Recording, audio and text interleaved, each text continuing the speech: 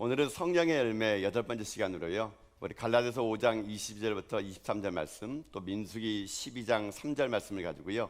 온유, 하나님의 때를 기다리는 사람들의 열매라는 점을 가지고 하나님 말씀 함께 이 시간 나누도록 하겠습니다. 성령의 열매 8번째 시간입니다. 이제 다음 주가 되면 이제 성령의 열매도 마지막을 마치게 될 것 같은데요. 오늘은 그 성령의 열매 9개의 열매 중에서 8번째 열매가 무엇이냐? 바로 온유입니다. 자, 온유란 말을 시작하면서요, 우리가 알고 있는 고사성어 중에 이런 말이 있습니다. 치망설존이란 말. 치망설존. 처음 들어보셨죠? 예, 잘 안 쓰는 말일 겁니다. 치망설존이란 말은 뭐냐면요, 그냥 그대로 쓰게 되면요, 이는 빠져도 혀는 남아있다, 이런 뜻입니다. 이게 치망설존이란 말입니다. 이 말은 한마디로 얘기하면요, 강한 것은 부러지되 부드러운 것은 오래 남는다, 이런 뜻입니다. 근데 이 치망설존이라는 고사성어가 나오게 된 배경이 있는데요, 배경이 이런 배경이 있다 그럽니다. 중국의 철학자 중에 노자가 있지 않습니까? 이 노자의 스승이 상룡이라는 사람이 있는데, 이 상룡이라는 사람이 나이가 많아 늙어져 가지고 이제 곧 죽게 된다 그럽니다. 그래서 노자가 자기 스승이 이제 나이가 많아 죽게 됨이 가까워지니까 마지막으로 그 스승인 상룡에게 찾아가 가지고 마지막 가르침을 주십시오라고 해가지고 그 스승인 상룡을 찾아갔다 그럽니다. 그러니까 이 늙음하기 이제 거의 기력이 없는 상룡이 이 자기 제자 노자가 와가지고 마지막 가르침을 달라 그러니까는 빙그레 웃으면서 온 힘을 다해가지고 입을 벌렸다 그럽니다. 그리고 노자에게 물어봤다 그럽니다. 뭐가 보이냐? 이렇게 했다 그럽니다. 내 이가 있냐? 이렇게 물었답니다. 그래서 노자가 하는 말이, 예, 스승님, 이가 있냐 물어보니까 이는 없습니다, 이렇게 했다 그럽니다. 그러니까 이 상룡이 다시 한번 힘을 내가지고 입을 벌이며, 그럼 내 안에 혀가 있냐 물어봤다 그럽니다. 그러니까 노자가, 예, 스승님, 혀가 있습니다. 그러더니 그 노자의 스승인 상룡이 이렇게 말했다 그럽니다. 자, 이제 알겠느냐 합니다. 그러더니 노자가 거기서 큰 뜻을 알고 스승님 감사합니다 하고 절하고 내려왔다 그럽니다. 대가들은 이렇게 얘기하나 봐요, 보통 여기. 입 벌리고 뭐 보이냐, 뭐 이가 보이냐, 안 보입니다. 혀가 보이냐, 예, 됐다 내려가라, 예, 알겠습니다. 이 대가들은 이렇게 얘기하나 봐요. 네. 이게 무슨 뜻이냐면요, 이 상룡이 마지막 노자에게 했던 말이 바로 이겁니다. 치망설존. 즉 다시 말하면, 나이가 먹으면 여러분 단단한 이는 다 빠지지만 끝까지 입에 남는 게 뭡니까? 혀는 남는다는 얘기예요. 즉 다시 말하면 인생사라는 게 무엇이냐? 이빨처럼 단단해가지고 뭐 혀를 깨물고 입술을 깨물고 그렇게 누군가를 깨물어가지고 피를 내는 그런 딱딱한 이빨은 시간이 지나고 또 시간이 지나게 되면은 다 빠지고 닳고 없어진다는 겁니다. 그러나 이빨에게 물어뜯기고 피가 나는 이 혀는 오랜 시간 그렇게 견디고 나면은 결국 혀는 남게 된다는 그런 말이거든요. 이게 치망설존이라는 겁니다. 즉 이 말은 그런 것입니다. 이 땅의 삶을 살아갈 때 강한 것은 부러진다는 겁니다. 오히려 부드러운 것이 오래 된다는 것이죠. 이 말이 오늘 온유와 관계된 말도 바로 이와 같다는 것입니다. 성령의 9가지 열매 중 8번째 열매된 온유. 온유는요, 바로 이와 비슷합니다. 자, 온유란 말에 대해서 한번 먼저 설명해 드릴게요. 온유란 말의 이 한자어는 따뜻할 문자에 부드러울 유자입니다. 그냥 한자 말로, 그냥 한국말로 풀이하게 되면요, 온유는 따뜻하고 부드러운 마음입니다. 국어사전에 보니까는 온유를 성격이 온유하고 부드럽다, 이것을 온유라고 했더라고요. 영어도 보니까 젠틀레스, 부드럽고 따뜻하고 상냥하고 정다움, 이게 온유라는 사전적인 의미입니다. 여러분, 이 사전적인 의미만 가지고 한번 여러분들에게 얘기하고 싶은데, 여러분들은 여러분 생각할 때 자기 자신이 온유하고 따뜻한 사람이라고 생각하십니까? 아니면 자기 주장이 강하고 센 편이라고 여러분 생각하십니까? 자, 이 온유라는 이 열매는요, 어찌 보게 되면은 현대를 살아가는 우리들에게는요, 썩 그렇게 별로 반가운 열매가 아닐 수 있습니다. 그냥 여러분 생각해 보십시오. 온유스럽다라고 하게 되면은 약간 사람이 좀 부드럽고 너무 착하다 보니까, 여러분 그게 온유한 사람들이 이 세상, 이 야극강징 세상 속에서 여러분 살아남으려면 그 온유한 사람이 얼마나 힘들겠습니까? 그래서 여러분들 자녀를 기를 때도 온유한 자녀들은요, 별로 부모님이 야, 참 우리 자녀는 온유해, 이렇게 잘 안 봅니다, 여러분. 여러분 자녀들이 온유한 자녀들이 있다면요, 아마 부모님도 이렇게 말할 겁니다. 야, 너처럼 그렇게 나약해 빠져가지고 이 험한 세상을 어떻게 살려 그러니? 뭐 아이가 맨날 따뜻한 마음을 가지고 남에게 잘해주고 좋은 거 다 양보해주고 남이 부탁하면 거절도 못하고 그렇게 살아가는 아이를 볼 때마다 부모가 어떻게 합니까? 너처럼 나약해가지고 어떻게 세상 살아가니? 세상 살려면은 독해야 돼, 강해야 돼. 너처럼 살다가는 안 돼. 그래 살다가는 너는 이용당하고 배신당해. 여러분 이렇게 여러분 말하지 않습니까? 여러분 오히려 온유한 세상을 살아가는 아이들에게 칭찬과 격려는 해주지 못할 망정 오히려 온유한 자들을 우리 걱정합니다. 아이고 저렇게 살아서 어떻게 세상 살아갈까? 독해야지. 그러면서 온유한 사람을 약간 은근히 무시하는 것이 오늘날 이 시대에 여러분 풍토 아니겠습니까? 그래서 세상은요 그런 것 같아요. 약한 것보다는 강한 것을 더 좋아합니다. 따뜻한 마음이 있는 사람보다는 냉정한 성격을 가진 사람을 더 선호하게 됩니다. 왜냐하면 지금의 우리 삶이 자체가 바로 그런 시대를 살기 때문에 그런 것이죠, 여러분요.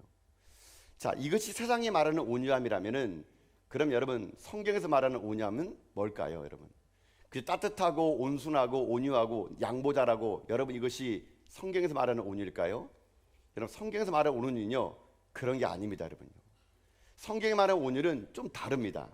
자, 오늘 이 성령의 열매인 이 주제 성구인 갈라디아서 5장 22절 23절 말씀, 그 말씀을 다시 한번 읽어볼까요? 자, 말씀을 한번 읽겠습니다. 시작.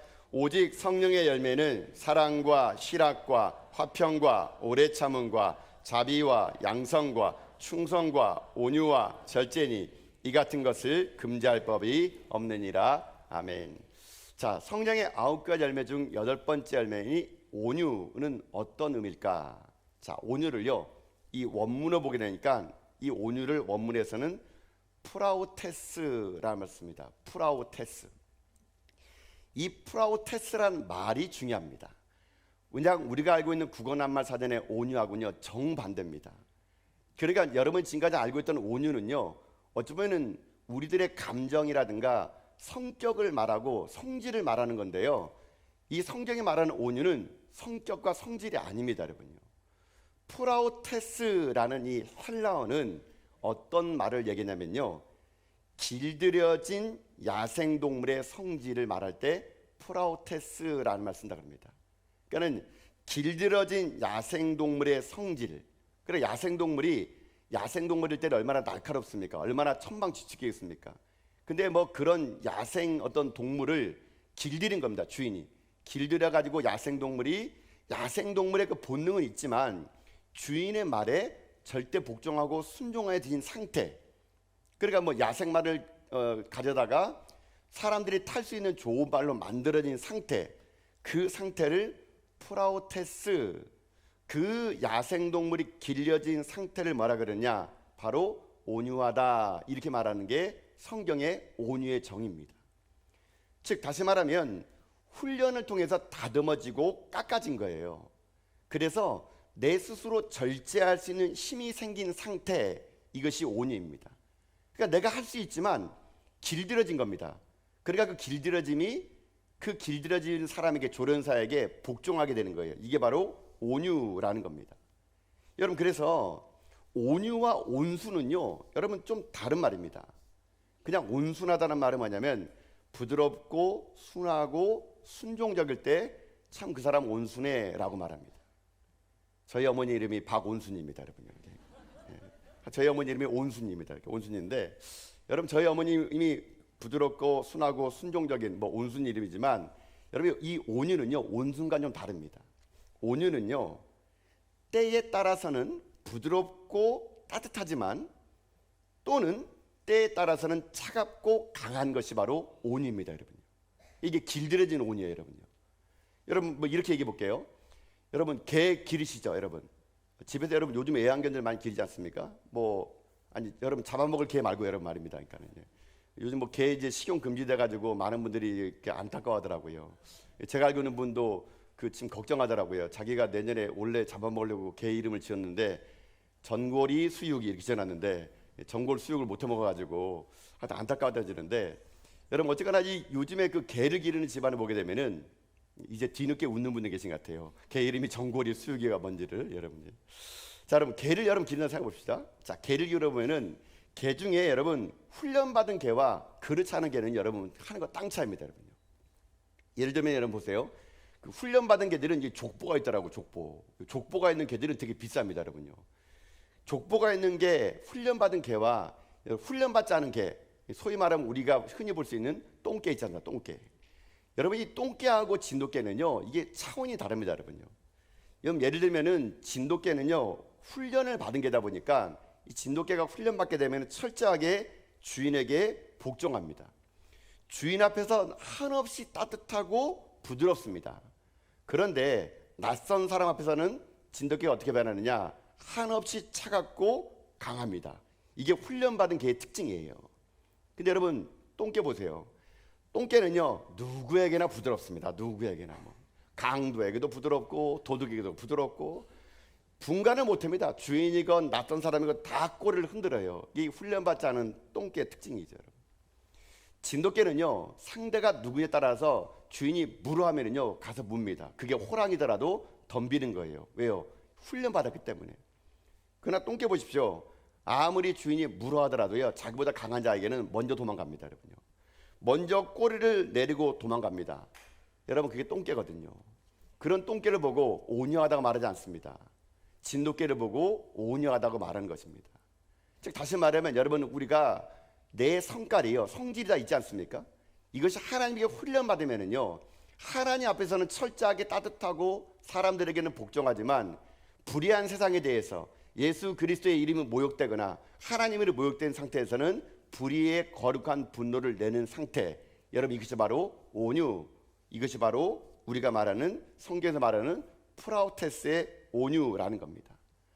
그러니 여러분 온유는요 사람의 성질을 말하는 게 아닙니다.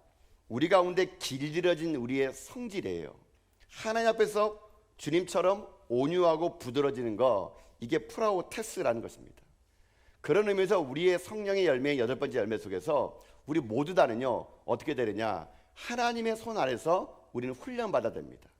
내 안에 있는 힘과 능력을 함부로 사용하는 것이 아니라 하나님 앞에서 철저하게 순종하며 나가는 그런 프라우테스의 온유, 이거를 소유하는 것이 성령의 8번째의 열매가 될 수 있다는 것입니다. 자, 그러면 이것이 성령의 열매라면 원어적으로 성령의 열매가 구건함의 사장과 이 할라어 사장과 다르다 그러면은 이제 온유가 어떤 것이 한번 살펴보기 원합니다. 그러면 온유한 사람의 특징이 뭘까요? 내가 정말 온유한다면 하나님부터 내가 길들여졌다면 프라우테스의 온유를 내가 가졌다면요 온유한 사람이 나타나는 특징이 한 2가지가 있습니다.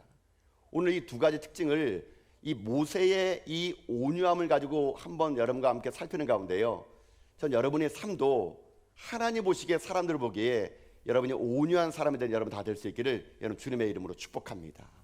자, 그러면 내가 하나님 앞에 길들여진 온유한 사람이라면 어떤 특징이 나타나느냐? 첫 번째 특징이 이런 사람의 특징이 나타납니다. 온유한 사람은 하나님의 때를 기다릴 줄 안다라는 겁니다. 하나님의 때를 기다릴 줄 안다.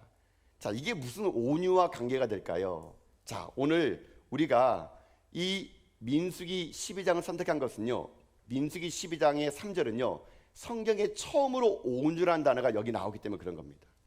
자, 민수기 12장에는요 모세의 이야기가 나오게 되는데 여러분 모세는 어떤 사람입니까? 어렸을 때 그는 왕실에 입양이 돼가지고 왕실에서 궁궐의 왕실의 훈련을 받았습니다. 그러나 왕실의 훈련도 모세의 그 성질은요 훈련시키지 못했습니다. 그는 다혈질의 사람이었어요. 모세는요. 그래가지고 자기 동족이 그 애굽 사람에게 여러분 질책을 받을 때 돌을 들어가지고 애굽 사람을 쳐 죽여버립니다.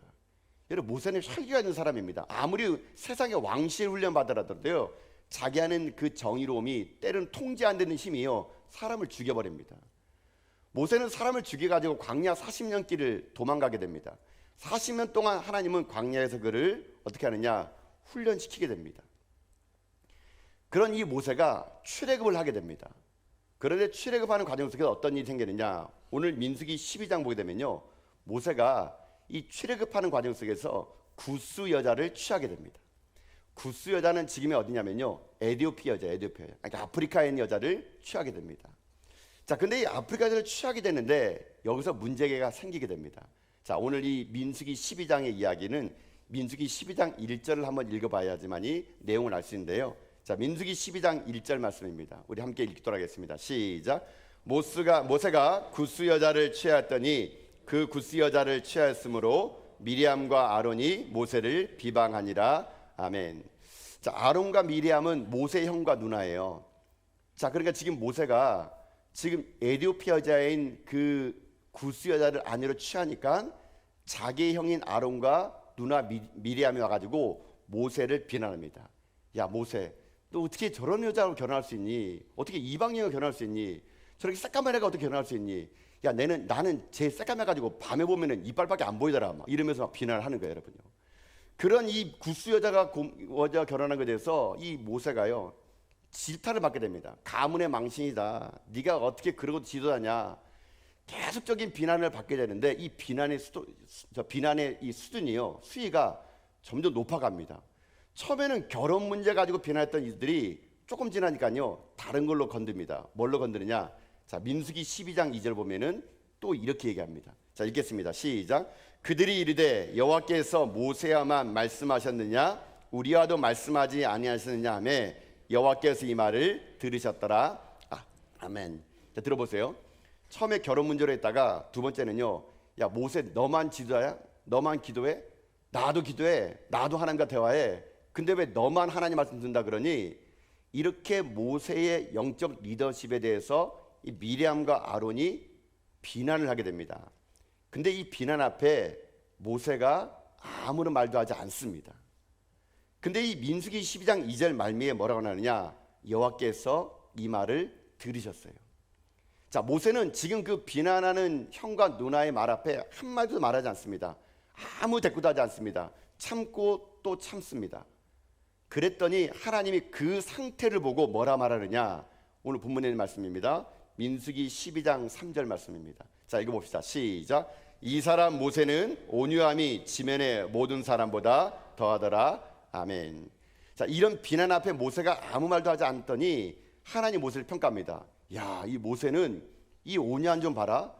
이 땅에 있는 모든 사람보다 이 모세는 온유함이 정말 최고구나. 이렇게 하나님이 평가를 내려주게 됩니다. 자, 그리고 어떤 일이 생기느냐? 모세가 참고 또 참았더니 하나님 모세를 이렇게 평가해 준 다음에 하나님이 참지 않습니다. 그 비난하던 미리암에게 문둥병을 바라게 해줍니다. 미리암이요 모세를 비난하는 나머지 몸에 문둥병이 생기게 됩니다. 자, 여기까지 보게 되면은 온유가 뭔지가 여기 나오게 됩니다. 민수기 12장은요 우리에게 온유가 무엇인지를 가르쳐 주게 되는데 온유가 뭘까요? 이 이야기를 통해서 알 수 있는 것은 온유는요 하나님이 일하실 때까지 참고 기다리는 것, 그게 온유입니다. 온유. 모세는 자기의 그 영적 능력과 힘을 가지고 얼마든지 자기 누이와 아론에 대해서 자기가 여러분 어떻게 합니까? 힘으로 그걸 제어할 수 있어요. 근데 모세는 그렇게 하지 않습니다. 하나님이 일할 때까지 기다립니다. 그게 바로 온유라는 것이죠. 여러분, 이것이 오늘 우리에게 온유의 개념, 온유의 특징인 사람이 여기에 나오게 된다는 겁니다. 결국 온유는 뭔지 아십니까? 온유는요 눈을 들어 주를 바라보는 겁니다. 여러분요, 온유는요 하나님의 영광을 바라보는 겁니다. 온유는요 하나님의 때를 기다리는 겁니다. 온유는요 내 중심이 아니라 하나님의 중심 속에서 하나님이 어떻게 역사하실 것인가를 기대하며 끝까지 이겨내고 견뎌내고 참아내고 거기에 머무는 상태, 이것을 온유라고 말한다는 겁니다. 그러니 우리가 말하는 온유가 그저 성질적이고 온순하고 부드럽고 그저 아무것도 안 하고 친절의 미소만 보이는 것이 온유가 아니고요. 온유는 하나님의 때를 기다리는 겁니다. 기다리는 거. 하나님이 일하실 방법을 기대하고 참고 참아내는 것, 이게 바로 온유라는 겁니다. 그러면 온유의 반대말은 뭘까요? 이 개념으로 온유의 반대말을 말하면, 온유가 하나님의 때라면 온유의 반대말은 뭘까요? 자기의 때입니다. 자기의 때. 자기의 때에 자기의 뜻으로 자기의 힘으로 자기가 하는 것, 이것이 바로 온유의 반대말입니다. 온유의 반대말은 싸납다가 아니고요, 온유의 반대말은 자기 뜻대로 하는 겁니다. 자기 뜻대로. 이게 바로 온유의 반대말이에요. 내가 힘이 있다고, 내가 능력이 있다고 하나님이 일하시기 전에 내가 먼저 해버리는 겁니다. 이게 바로 온유의 반대말입니다. 이 온유의 반대말을 뭐라고 할까요? 이걸 우리가 쓰는 용어로 말하자면은 교만입니다. 교만. 온유의 반대말은요, 교만입니다. 교만. 내가 내 힘으로 내 때에 내가 다 해버리는 겁니다. 이게 바로 교만이고 온유의 반대말이 될 수 있다는 것입니다. 정말 온유한 사람은 어떤 사람이냐? 스스로 자기를 통제할 줄 아는 거예요, 여러분요. 스스로 자기가 있는 힘을 가지고 프라우테스, 하나님께 길들여진 사람은요, 하나님의 일을 기다리는 거예요. 아까 제가 여러분 앞에서 얘기했던 진돗개, 훈련받은 진돗개는요, 프라우테스, 자기가 얼마든지 짖을 수 있는 능력이 있지만 주인이 멈춰, 그러면 훈련받은 개는요, 멈추는 겁니다. 그리고 주인이 명령할 때까지 기다리는 겁니다. 이게 바로 온유라는 거거든요. 근데 바로 아까 얘기처럼 훈련받지 않은 똥개 보십시오. 자기 멋대로입니다. 자기 하고 싶은 대로 하는 겁니다. 이게 바로 훈련받지 않은 사람의 특징이거든요. 결국 오늘 우리들의 인생의 삶의 온유는요, 하나님을 기다리는 겁니다. 하나님의 기다림. 여러분이 세상 살면서 억울한 일 많고 때로는 비난 많이 받죠. 때로는 저 사람이 왜 나에게 저런 말을 하는지에 대해서 여러분 한마디 쏘고 싶은 거 있지 않습니까? 변명하고 싶고 그걸 해명하고 싶고. 여러분 온유는요, 그거 아닙니다. 여러분요. 내가 진실되면은, 내가 거룩하면은 온유는요, 하나님의 일하실 때까지 기다리고 참아주고 또 기다리는 겁니다. 이게 바로 온유라는 것이거든요.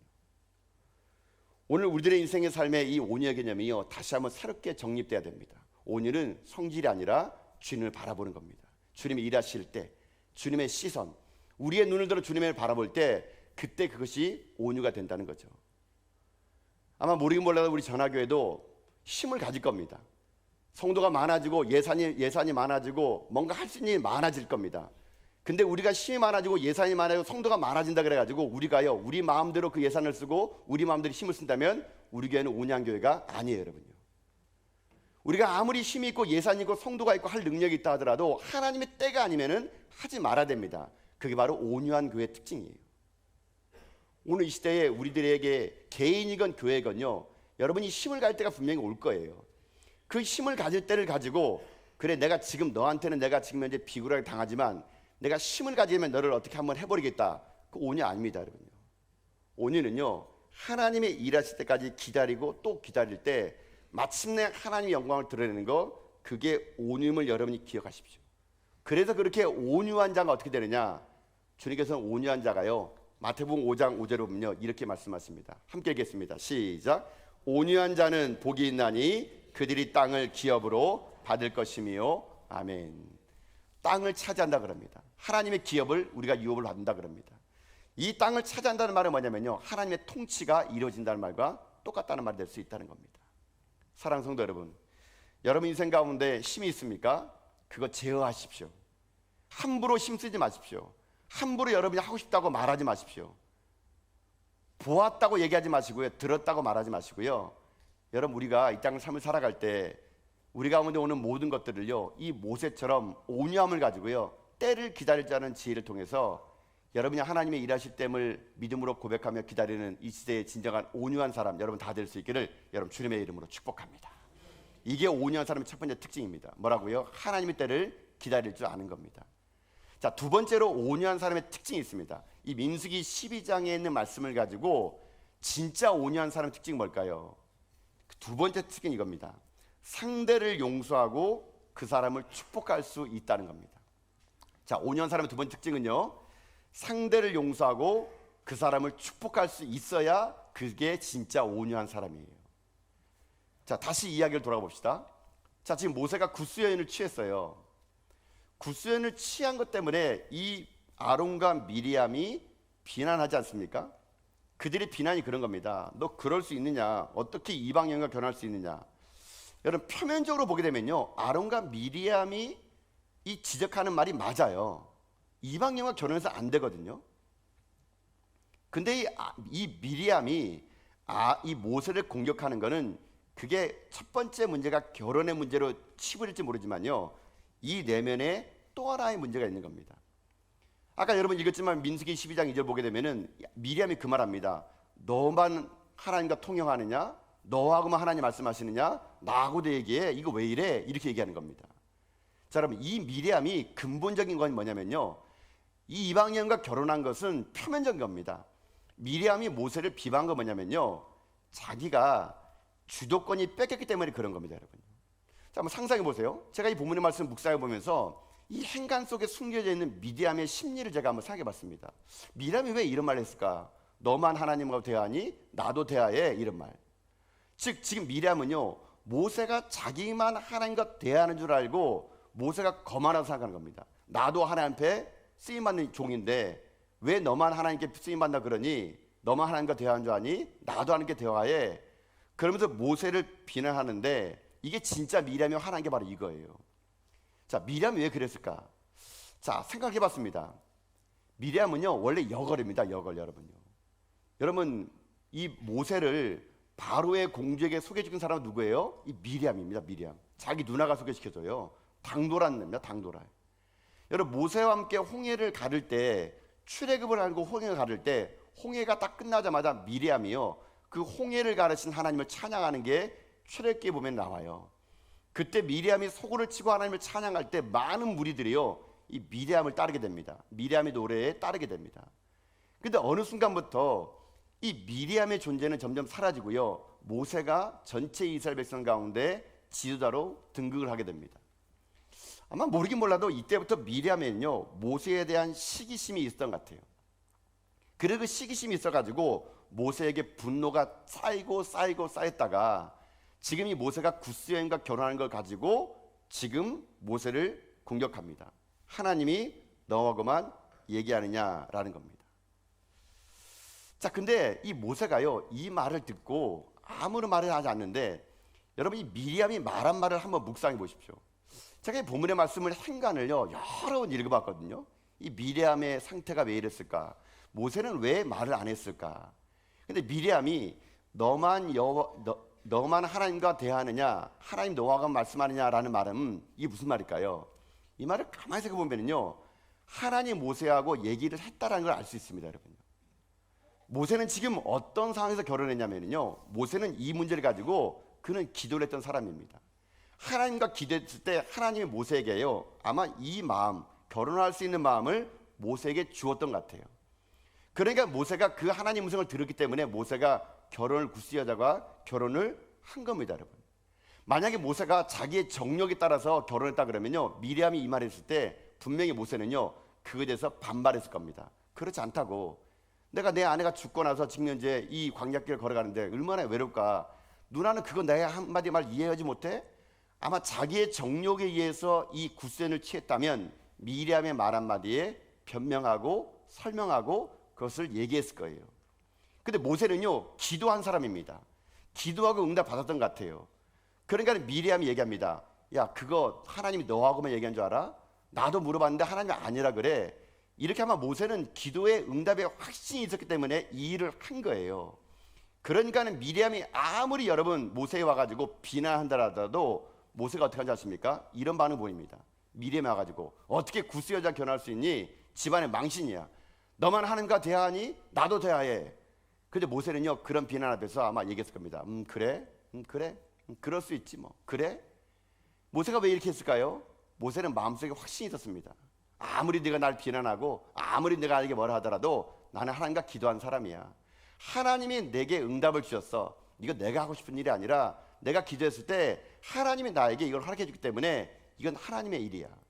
아마 모세는 하나님과의 그런 깊은 교제 속에서 하나님과의 기도의 응답을 받았다는 확신이 있었기 때문에 아마 이 미리암의 이 모든 일들 앞에 침묵하면서 하나님 뜻을 이루어 나간 게 아닌가라고 생각이 되는 거죠. 그래서 이 모세는 온유함이 지면의 사람보다 승하다는 겁니다. 하나님의 뜻을 알았기에 모세는 그렇게 자기가 대꾸하지 않았다는 것입니다. 이런 모세의 이런 온유함이 하나님 볼 때는요, 많은 사람들보다 온유함이 승하더라 얘기를 해주게 됩니다. 결국 모세는 하나님과의 기도를 통해서 응답받았기 때문에요, 사람들 말 한마디에 흔들리지 않습니다. 네가 몰라서 그렇지 하나님과 나는 대화한 사람이야. 네가 몰라서 그렇지 하나님 나에게 확신을 주었어. 하나님이 기도 가운데 확신이 줬기 때문에 아무리 많은 비난 온다라도 그걸 설명하지 않습니다. 결국 어떻게 되느냐? 하나님이 설명해 주게 됩니다. 그래서 오늘 이 본문의 말씀 보면서 모세가 아무 이야기도 하지 않을 때 하나님이 알려주시는 걸 통해서 여러분 시편 37편 7절 8절 보면요, 이런 말씀이 있습니다. 자, 시편 37편 7절 8절 읽겠습니다. 시작. 여호와 앞에 잠잠하고 참고 기다리라. 자기 길을 형통하며 악한 꾀를 이루는 자 때문에 불평하지 말지어다. 분을 그치고 노를 버리며 불평하지 말라. 오히려 악을 만들 뿐이라. 아멘. 시편 기자도 얘기합니다. 여호와 앞에 잠잠하고 참고 기다리래요. 자, 로마서 12장 19절 보면요, 또 이렇게 말씀이 있습니다. 읽겠습니다. 시작. 내 사랑하는 자들아, 너희가 친히 원수를 갚지 말고 하나님의 진노하심에 맡기라. 기록되었을 때 원수 갚는 것이 내게 있으니 내가 갚으리라. 주께서 말씀하시니라. 아멘. 자, 원수 갚는 게 하나님께 있대요. 모세는 자기가 응답받은 기도 때문에요, 침묵합니다. 가만히 있습니다. 아마 모세의 마음속에는 하나님께서 원수를 갚아줄 것을 생각했지 모릅니다. 근데 그 말씀 그대로 돼버려요. 미리암이 문둥병이 발하게 됩니다. 자, 여기에서 온유한 자와 그렇지 않은 자가 차이가 여기서 납니다. 아까까지는 온유한 자가 하나님 때를 기다린 자잖아요. 근데 진짜 온유한 자는요, 이 단계를 넘어서야 됩니다. 진짜 온유한 자와 가짜 온유한 자의 특징이 뭔지 아십니까? 1단계인 하나님이 일하실 때까지 오래 기다리는 건요, 여러분 우리 좀 할 수 있을지 몰라요. 그러나 진정한 2단계에 한 단계 더 업그레이드된 온유함은 뭔지 아십니까? 나를 비난하고 나를 욕하고 나에게 험담한 사람들, 하나님의 원수 갚아주고 기대하는 마음으로 기다렸더니 미래에 문둥병이 났어요. 여러분 같으면 어떻게 하겠습니까? 하나님은 살아계셔. 막 표정 관리하면서 막 괜히나 칭칭나네 하면서 하나님 살아계셔. 이것 봐, 나를 건들면 너네 다 죽어. 하나님 살아계셔. 건들면 다 죽어. 아마 우리는 나를 비난하고 나를 험담한 사람에게 그래, 하나님이 일할 때 기다리자, 이게 오냐 딱 기다렸더니 문둥이 바라는 겁니다. 그럼 우린 속으로 막 괜히나 칭칭을 부르는 거예요. 여러분, 이거는요 가짜 온유입니다. 여러분, 진짜 온유 뭔지 아세요? 모세의 위대한 점이요, 여기에 있어요. 민수기 12장 13절 보면은 이렇게 기록되어 있습니다. 자, 민수기 12장 13절 말씀입니다. 자, 말씀 우리 준비되어 있습니까? 네. 말씀 제가 읽어드리자 할게요. 민수기 12장 13절 보면요, 이렇게 되어 있습니다. 나오군요. 읽겠습니다. 시작. 모세가 여호와께 부르짖어 이르되 하나님이여 원하건대 그를 고쳐 주옵소서. 아멘. 이게 무슨 말일까요? 여기서 그를 고쳐다는 게 누구 고쳐다는 얘기예요? 미리암을 고쳐다는 얘기예요. 여러분, 이게 진짜 온유입니다. 진짜 온유는 뭔지 아세요? 진짜 온유는요, 상대방이 불행에 빠졌을 때 거봐, 하나님이 살아계시잖아. 하나님이 역사하셔. 상대방의 불의를 보고 내가 통쾌한 마음을 갖는 거, 그거는 온유가 아닙니다. 여러분요, 그거는 온유를 가장한 가짜 온유입니다. 여러분요, 진짜 온유는 뭔지 아십니까? 나를 비방하고 나를 험담하고 나에게 공격한 사람을, 그 사람이 그로 인해 가지고 하나님께서 그에게 벌을 줬을 때 그를 불쌍히 여기고 긍휼한 마음을 갖는 거, 그게 진짜 온유예요. 온유. 하나님 모세가 이 온유가 지면에 모든 사람보다 승하다 말한 것은 바로 이것입니다. 그를 공격한 사람이 벌을 받았을 때 그를 긍휼히 여기달라 기도해요. 하나님은요, 모세의 기도를 들어주시고 미리암의 질병을 낫게 해주게 됩니다. 모세가 이래서 온유한 사람 될 수 있었다는 얘기예요. 우리의 삶으로 돌아갑시다. 여러분, 우리들의 인생의 삶의 진짜 온유는 그런 거예요. 여러분 삶 가운데 여러분 비난하고 여러분 험담하고 여러분 해코지 하는 사람에게 대해서 맞대응으로 싸우는 게 아니고요, 하나님의 일할 때까지 기다리는데, 그가 혹시 여러분이 생각했던 것 그렇게 기도하지 않았는데 그가 어려움에 당했을 때 그를 위해서 기도해주고 긍휼한 마음을 갖고 하나님께 나가서 불쌍히 여기달라 말하는 거, 그게 진짜 온유라는 겁니다.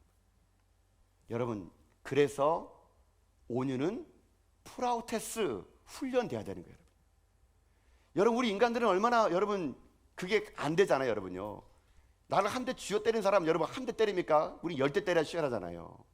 나에게 한마디 험담한 사람 여러분 어떡합니까? 두고 봐라 한번. 우리 마음에 칼을 갈잖아요. 우리는요, 그래서 온유가 우리에게 있지 않아요. 여러분요, 주님은 얘기하십니다. 나는 온유하고 겸손하니 내게 와서 배우라고. 여러분요, 주님의 그 온유함을 우리가 닮아가야 되는 거예요. 주님은 자기 손에 못을 박는 로마 병사까지도 용서했던 사람입니다. 자기 옆구리에 창을 찌르는 사람까지도 용서했던 사람이에요. 용서한 분이세요. 그 주님의 온유함을 우리가 배우는 거예요. 나를 때리는 사람도, 나를 모함한 사람도, 나를 해코지 한 사람도, 그가 혹시나 잘못되면은 그를 위해서 중보기도 하고 그를 살려달라고 기도할 수 있는 사람, 이런 사람이 온유한 사람 될 수 있다는 것입니다. 사랑하는 성도 여러분, 이게 우리에게 너무나 멀기에 이게 성령의 열매가 되는 거거든요. 이게 우리 힘으로 되는 게 아니에요. 성령의 충만함이 있어야지만이 내게 그런 온유가 생겨날 수 있다라는 것입니다.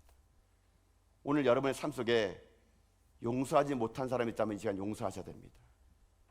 오늘 여러분 삶 속에 누군가 여러분에게 해코지해가지고 지금 이제 그가 힘들어한다면요, 웃을 게 아니라 그를 위해서 기도해 주셔야 돼요. 우리가 이 세상 사람들처럼 나에게 해코지한 사람이 그가 벌을 받아가지고 내가 웃는다면은 우리랑 세상 사람들이랑 무슨 차이겠습니까? 주님이 우리에게 원하는 온유는요, 그저 성격이나 굽신굽신거리고 그저 온순한 것이 아니에요, 여러분요. 그를 위해서 기도할 수 있는 사람, 이런 사람이 진짜 온유한 사람 될 수 있다는 것입니다. 모세, 그는요 원래 이런 사람이 아니었습니다. 얼마나 혈기가 많았습니까? 사람을 쳐 죽인 사람입니다. 그는요 이스라엘 백성들이 시내산 올라가서 하나님과 모세가 40일 동안 있을 때 하도 안 내려오니까는 이스라엘 백성들이 금송아지마저 절을 할 때요, 그 하나님이 써준 그 돌판을요, 돌로 그 돌판을 깨버린 사람이 바로 모세예요, 여러분요. 물을 달라는 그 백성 앞에서 반석을 2번 쳐가지고 혈기를 부른 나머지 모세는요 어떻게인지 아십니까? 나중에 가나안 땅에 못 들어갈 사람이에요, 여러분요. 여러분, 이 온유는요, 아무리 온유는 우리가 훈련되더라도 가장 어려운 것이 온유입니다, 온유. 여러분, 우리는 죄성이 있기 때문에요 이게 잘 안 돼요. 그러니까 프라우테스, 내 안에 야생마 같은 이런 것들이 길들여져야 됩니다. 하나님의 그 은혜 안에서 말입니다. 성령의 능력으로 말입니다.